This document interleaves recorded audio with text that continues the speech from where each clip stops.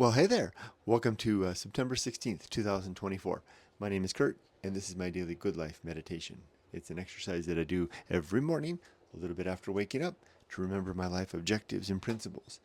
I also use the time to reflect on the last 24 hours, including my sleep, to see how I did with the various challenges and opportunities that I met yesterday. Did I make it a good day yesterday? What good day means not a fun day, but did I make good utility of the challenges that I had in terms of transforming them into opportunities to either improve or to make the world a better place? And did I capitalize on the opportunities that I found, the positive ones, and not let them rest? Let me grab my water here real quick. I like to do this lately while I'm making my coffee. Um, I also think about the coming day, and I plan for what I'm going to do to, as I said before, make good use of time, make good use of what opportunities and challenges I meet. So first, last night and yesterday, slept very well last night.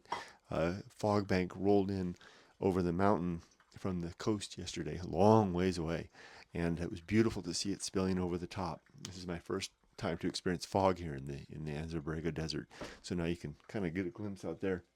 If I get out of the way, there's a fog bank out there. It's kind of high level, but it's there.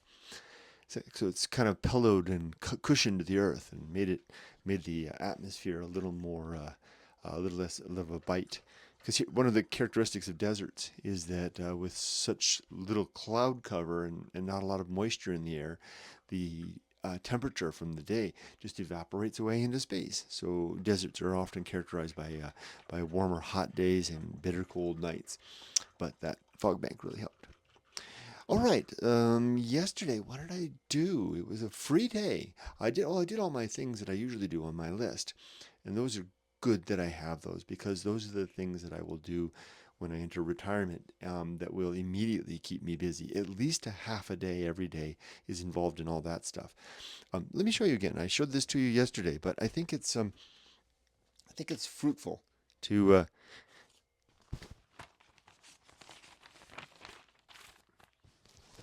share this. So this is all of yesterday. Everything on the me column there. There's no work column there because it was Sunday. But do you see all that stuff? All of that stuff, I know it's impossible to read, but all of those things are things that I do every day. My endeavors to further everything that I want to do in terms of my mission in life, which is to uh, share the Good Life Creed, the 8 objectives and the 35 principles that I've developed over 60 years to help me live well, which effectively work very well, and I want to share those. So I live it. I I make videos about it. I write in my blog about it, and I share it. And I do that rinse and repeat every day. And I will continue to do that into retirement. And that takes me a full half day every day to do all that stuff. But when I'm in my retirement years, I don't have to do it necessarily, during my lunch breaks and during the 20-minute breaks that I get during my work day or before or after work. I can do it anytime I want during the day. What's outside? The animals all these growling. Okay, there are lots of animals out here, and they hear them sometimes, and they growl at them. So yesterday, did I have any challenges? No. It was a very straightforward day. Although there was one interesting one. A friend of mine online sent me a message apologizing if they may have upset me for something that they did. It's not the first time that person's done that. And I responded back. I said, no, I wasn't upset. I said, it would take a lot to. I don't think I said it to that person. I said, I don't think you could upset me. I've noticed that that's becoming the case. And they immediately set out to say, they said, well, I'm going to see if I can find a way to upset you. Mission, challenge accepted, so to speak. But I've noticed that lately. Things don't bother me very much. Or I should say, things that people do or say don't bother me very much. I haven't quite gotten to the bottom of why that is. And what I'm particularly thinking about is, and this is related to this person in particular, comments on social media. Over the years, especially when back in the softypapa days back in Japan, I would get lots and lots of comments. And the more popular, so to speak, that your content is, the more inane the comments can be. They come as a percentage. It just you get get a certain percent of reasonable ones. You get some kind of wow, that's kind of sketchy, and then what the heck is that? And they used to bother me so much. So I was never the type of person that would block people or delete comments, but I was the type of person that would get upset by what people would say and dwell on them. I make it a point to respond to every comment on across social media. That's one of the things that's numbered. It's the second item on the list. As I go through and I respond to everything everywhere. Don't know if I can keep that up if my channel regains popularity like it once had, but I'll try. Anyway, but even the inane comments now, the comments that are well, I don't maybe inane isn't the right word. The comments that are thoughtless or revealing of the commenter's agenda or projecting of their own pain that they then try to throw on to me, by accusing me of things. Kind of things that people would accuse me of in the past were, being a bad father because I would make videos of me out in the wilderness and clearly I'm not with my family then. That my ideas were flawed or inane. you know, anything and all things like that. Oh, I get lots of comments about my place in Japan as a foreigner and not belonging there, and what a disgrace I was to the name foreigner, the name Gaijin, all those kinds of things. I'm getting them again, to a later greater or lesser degree. But what I find is their impact is far reduced, almost to the point of irrelevance. It's become boiled down to, yeah, you've got your opinion. Thanks for your comment. Moving on.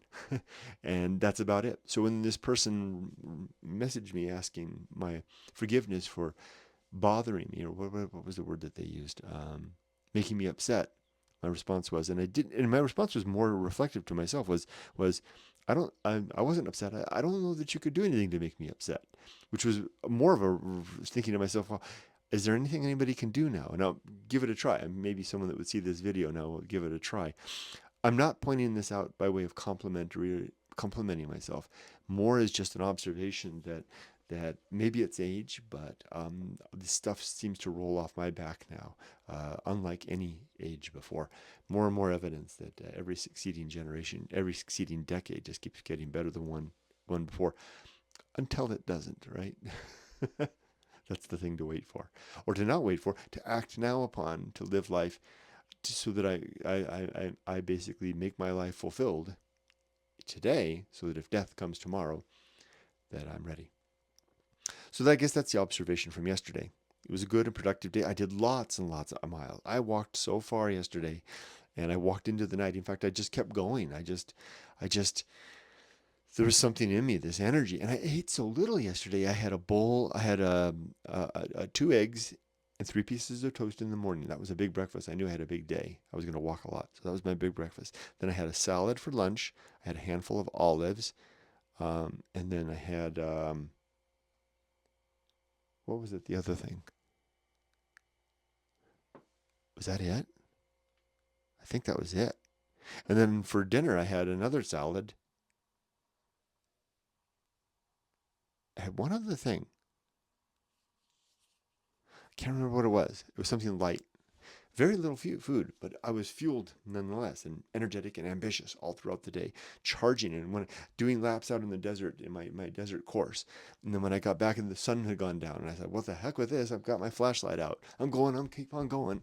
And I was just having fun. No music, nothing, just listening to the sounds of the night.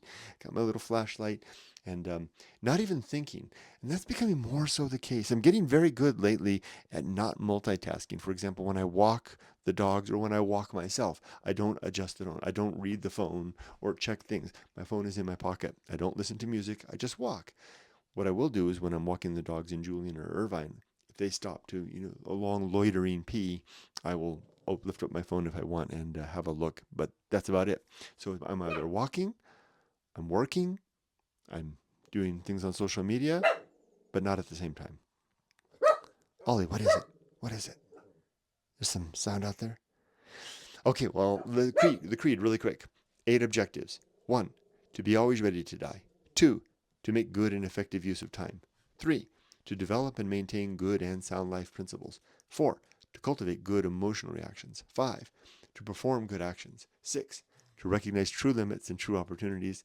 7, to to do just one thing at a time and do that thing slowly and deliberately and carefully. And number eight, to keep my balance. I went through them quickly because I don't want you to have to suffer through the dogs barking. They'll keep this up.